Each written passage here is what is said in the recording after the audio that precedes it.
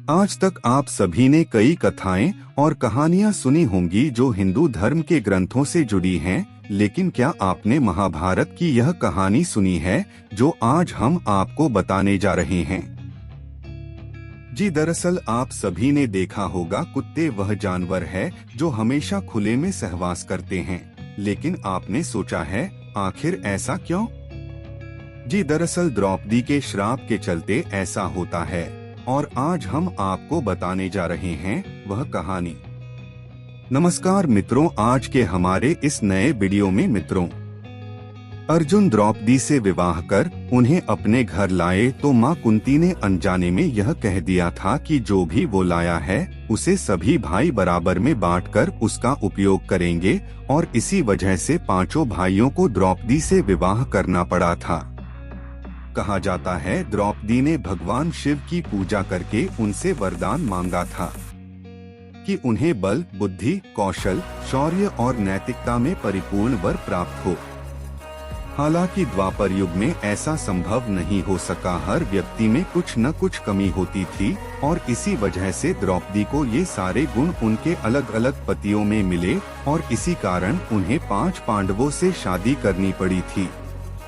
कहा जाता है जब अर्जुन द्रौपदी को शादी करके घर लाए थे तो मां के वचन का मान रखने के लिए पांडवों को द्रौपदी से शादी करनी पड़ी, और इसके बाद पांडवों में यह निर्णय लिया गया कि प्रत्येक वर्ष किसी एक ही पांडव के साथ अपना समय व्यतीत करेंगी और जो कोई भी इस निर्णय का दुरुपयोग करेगा उसे 1 वर्ष तक वनवास जाना होगा। ऐसे में जब भी द्रौपदी किसी पांडव के साथ अकेले में समय व्यतीत कर रही होती तो दूसरे पांडव को उस कक्ष में आना वर्जित होता था। वहीं इसी दौरान एक ऐसी घटना घटित हो गई जिसकी वजह से कुत्ते को यह श्राप मिला कि सहवास करते समय उनको पूरी दुनिया देखेगी। जी दरअसल पांडवों ने नियम बनाया था कि जब भी कोई एक पांडव द्रौपदी के कक्ष में जाया करता था तो वो अपनी पादुकाएं द्वार पर उतार दिया करता था ताकि उनके भाई पादुका देख कक्ष में प्रवेश न करें। हालांकि एक बार जब अर्जुन अपनी पादुका प्रवेश द्वार के बाहर उतार द्रौपदी के संग प्रेम प्रसंग में लीन थे, तभी द्वार पर एक कुत्ता आया और खेल खेल में उस कुत्ते ने अर्जुन की पादुका उठा ली और उसे लेकर वो पास के जंगल में जाकर उसके साथ खेलने लगा। इसी बीच भीम अपने कक्ष की ओर प्रस्थान कर रहे थे तो उन्होंने देखा कि द्रौपदी के कक्ष के बाहर कोई पादुकाएं नहीं हैं और वो द्रौपदी के कक्ष में प्रवेश कर गए। इसी बीच भीम को अपने कक्ष में देखकर द्रौपदी शर्मिंदा हो गई और बहुत ही क्रोधित होते हुए उन्होंने भीम से कहा कि उन्होंने कक्ष में प्रवेश कैसे किया जबकि अर्जुन उनके कक्ष में हैं। इस पर भीम ने बताया कि बाहर कोई पादुका द्वार पर नहीं रखी है। उसके बाद दोनों भाई कक्ष के बाहर गए और उन्होंने पादुकाओं को खोजना शुरू कर दिया। ढूंढते ढूंढते वे पास के जंगल में पहुंच गए। उन्होंने देखा कि एक कुत्ता अर्जुन की पादुकाओं का साथ खेल रहा है। ऐसे में द्रौपदी इस बात से बहुत ही लज्जित महसूस कर रही थी और उतनी ही क्रोधित भी थी। ऐसे में उन्होंने क्रोध में आकर कुत्तों को यह श्राप दे दिया कि जैसे आज मुझे भीम ने सहवास करते देखा है उसी तरह तुम्हें सारी दुनिया सहवास करते देखेगी। बस यही श्राप के चलते कुत्ते खुले में सहवास करते हैं। मित्रों, एक बार ऋषि भृगु भगवान शिव से मिलने के उद्देश्य से कैलाश पर्वत पर गए।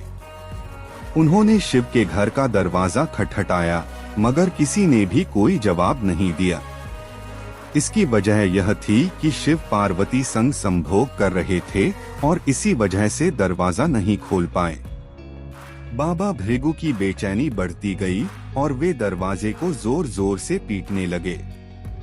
कुछ देर बाद जब शिव ने दरवाजा खोला तो पार्वती भी उनके साथ ही खड़ी थीं। बाबा भृगु को इस बात पर गुस्सा आ गया कि शिव उन जैसे एक महान ऋषि का स्वागत करने की बजाय संभोग को प्राथमिकता दे रहे थे, और तब उन्होंने शिव को श्राप दिया कि कोई भी शिव को असली रूप में नहीं पूजेगा। उनकी हमेशा लिंग के तौर पर ही पूजा की जाएगी। इतिहास में असुरों और देवों के बीच कई लड़ाइयां हुई थीं, जिनमें ज्यादातर असुरों की होती थी। देवताओं से जीत हासिल करने के लिए असुरों के गुरु शुक्राचार्य को एक समाधान सूझा, मृत संजीवनी स्तोत्रम नामक एक मंत्र को पाना, जो असुरों को अजेय बना सकता था। शुक्राचार्य ने तपस्या के जरिए मृत संजीवनी मंत्र हासिल करने का मन बन लिया और तपस्या के लिए भगवान शिव के निवास के बाहर आसन लगा लिया। शुक्राचार्य ने अपने असुर शिष्यों को आदेश दिया कि वे उनके पिता भृगु के आश्रम में जाकर आराम कर लें। देवों को मालूम था कि असुर आश्रम में तपस्वी के तौर पर रह रहे हैं और उनके पास हथियार भी नहीं हैं।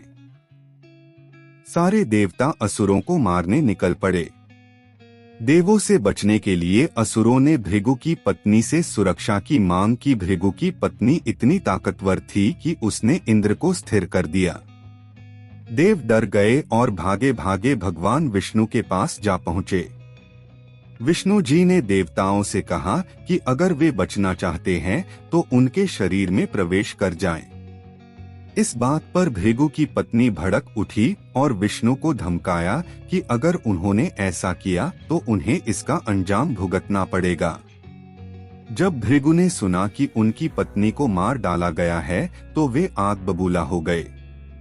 इसलिए उन्होंने विष्णु को श्राप दिया कि उन्हें धरती पर कई बार जन्म लेना होगा और जन्म व मरण के चक्रों को झेलना होगा। इसी वजह से विष्णु कई अवतार लेकर धरती पर आए और इन्हीं बातों पर रामायण व महाभारत के महाकाव्यों की रचना की गई।